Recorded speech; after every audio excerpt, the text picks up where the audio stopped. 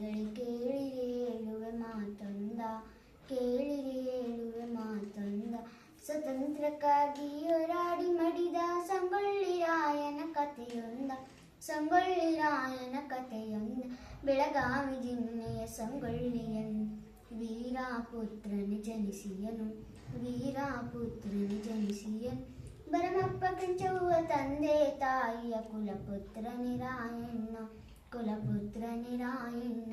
ಕಿತ್ತೂರು ರಾಣಿ ಚೆನ್ನಮ್ಮಳ ಬಲಗೈ ಬಂಟನು ಎನಿಸಿಯನು, ಬಲಗೈ ಬಂಟನು ಎನಿಸಿಯನು.